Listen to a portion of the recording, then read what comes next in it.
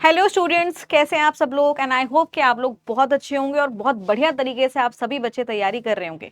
तो आज top 15 questions का पार्ट 5 हम लोग यहाँ पे कवर करेंगे, जिसमें हम जानेंगे कितने तरह के क्वेश्चंस हैं, केमिस्ट्री के इंपॉर्टेंट क्वेश्चंस हैं, एग्जाम में यहाँ से सवाल पूछे जा सकते हैं। तो चलिए शुरुआत करते हैं। शुरुआत में स्टूडेंट सबसे पहला है कि इथेनॉल का निर्माण यानी इथेनॉल जो बनता है वो किस प्रक्रिया के दौरान बनता है। इथेनॉल जो है वो एक अवायवीय श्वसन और खमीर के द्वारा बनाया जाता है, याद रखेंगे। ठीक है, ये कई बार एग्जाम में पूछा है कि एनारोबिक रेस्पिरेशन जब होगा तो बाय प्रोडक्ट या उत्पाद क्या बनेगा, तो इथेनॉल बनता है, ध्यान रखेंगे, इंपॉर्टेंट है। ये प्रक्रिया अक्सर कब होगी, जब फर्मेंटेशन या किण्वन की प्रक्रिया होगी, तब ये प्रक्रिया आपको देखने को मिलेगी। उसके बाद अगला है कि घनात्मक अवशेषित आयन को हम क्या कहते हैं, तो इनको हम कटायन या धायन बोला जाता है, याद रखेंगे। इसके बाद तीसरा इंपॉर्टेंट बनता है कि जो नेगेटिवली चार्ज पार्टिकल्स होते हैं यानी जो ऋणात्मक अवशोषित आयन होंगे उनको क्या कहा जाएगा, उनको अनायन बोला जाएगा, याद रखेंगे, इंपॉर्टेंट है। तो यहां से एग्जाम में कई बार सवाल पूछे जाते हैं, तो ये आपको पता होना चाहिए। ठीक है, आगे बढ़ते हैं। अगला ये आ रहा है कि दो अलग प्रकार के पदार्थों के कणों को आपस में मिलाने को दर्शाने के लिए किस शब्द का प्रयोग किया जाता है। जहां हमारे पास दो पदार्थ हैं, उन दो पदार्थों के कणों को हम आपस में मिलाएंगे, इस प्रक्रिया को डिफ्यूजन या विसरण बोला जाता है, याद रखेंगे, इंपॉर्टेंट है।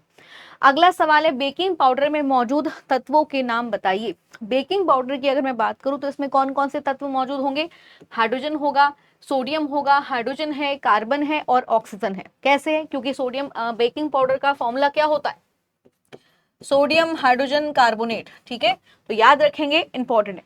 उसके बाद अगला सवाल यह है कि जो बेसिकली आपका मैग्नीशियम रिबन होता है, अगर इसको स्प्रिट लैम्प से जलाया जाए तो जलाने पर जो चीज उत्पन्न होती है उसको क्या कहा जाएगा। यानी मैग्नीशियम को अगर हम जलाएंगे, बर्न करेंगे, और आप सभी जानते हैं कि दहन की जो प्रक्रिया होगी वो बिना ऑक्सीजन के पॉसिबल नहीं है, तो ऐसे में क्या चीज बनेगी, मैग्नीशियम ऑक्साइड बनेगा, याद रखेंगे। अगला क्वेश्चन देखिए, non biodegradable material. Non biodegradable material का मतलब है कि ऐसे पदार्थ जिनका सूक्ष्म जीवियों के द्वारा अपघटन नहीं किया जा सकता, उनको हम कहते हैं गैर बायोडिग्रेडेबल या नॉन बायोडिग्रेडेबल के नाम से ये जाने जाते हैं। एग्जाम्पल क्या हो जाएगा, प्लास्टिक है, डीडीटी है, बेकेलाइट है, ये इसी कैटेगरी के अंदर आते हैं। ठीक है, आगे बढ़ते हैं स्टूडेंट। अगला अगला आपसे पूछा जा रहा है कि एक सुक्रोज अणु में डैश कार्बन परमाणु होते हैं।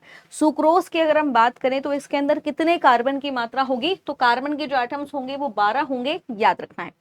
फ्लोरेंस की अगर बात की जाए या फ्लोरीन की अगर बात की जाए तो ये किसका समरूप है, ये किसका एलोट्रॉप है, तो ये कार्बन का एलोट्रॉप है, याद रखेंगे। इसके बाद आता है कि पानी का सापेक्ष आणविक द्रव्यमान क्या है, यानी पानी का मॉलिक्यूलर फॉर्मूला क्या होगा, तो 18 यूं होगा, याद रखेंगे, इंपॉर्टेंट है।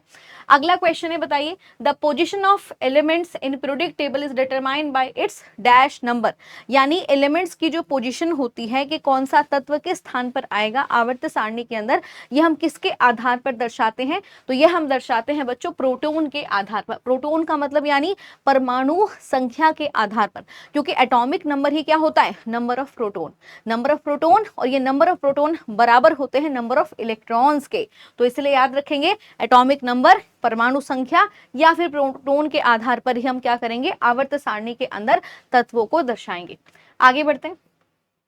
अगला आ रहा है, आपसे पूछा जा रहा है कि बताइए प्रोपेन का रासायनिक सूत्र क्या होता है, तो याद रखेंगे C3H8, ये इसका रासायनिक सूत्र है, याद रखेंगे।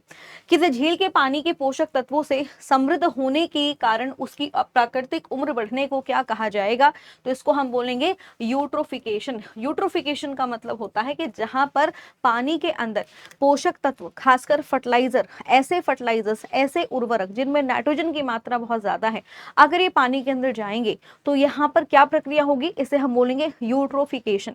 और यूट्रोफिकेशन का मतलब होता है कि वहां पर एल्गल ब्लूम का बन जाना, जो कि आपने तालाब के किनारे ये चीजें जरूर देखी होंगी। उसके बाद बेसिकली चींटी के काटने से इंजेक्ट किए गए फॉर्मिक एसिड के प्रभाव को बेअसर करने के लिए किसका उपयोग किया जाता है, तो उपयोग किया जाएगा सोडियम बाइकार्बोनेट, जिसे आप बेकिंग सोडा के नाम से भी जानते हो। सिंथेटिक फाइबर्स आसानी से आग पकड़ लेते हैं, हालांकि फायरमैन की वर्दी पर उन्हें आग प्रतिरोधी बनाने के लिए प्लास्टिक की कोटिंग की जाती है। तो यहाँ पे आपसे कहा गया कि देखिए सिंथेटिक फाइबर जो होते हैं यानी जो कृत्रिम फाइबर हैं, जिन्हें मानव द्वारा लैब के अंदर निर्मित किया गया है, ये बहुत आसानी से आग पकड़ लेते हैं। लेकिन जो फायर वर्कर होते हैं, जब वो आग बुझाने जाएंगे तो उनके जो कपड़े होते हैं वो अग्निरोधी होते हैं। तो वो किस चीज के बने हैं, तो याद रखना है वो बने हैं मेलामाइन के। अब आप लोग मुझे कमेंट करके बताओगे कि जो मेलामाइन है वो थर्मोसेटिंग प्लास्टिक के अंदर आता है या फिर इसे थर्मोप्लास्टिक कहा जाएगा। ठीक है स्टूडेंट, तो इसी के साथ इस सेशन को यहाँ पे ओवर करते हैं। अब आपसे मुलाकात होगी अगले पार्ट में, तब तक अपना ध्यान रखिएगा और बढ़िया तरीके से इनको याद कर लीजिए, एग्जाम में यहाँ से सवाल पूछे जाते हैं। ठीक है, bye bye and take care.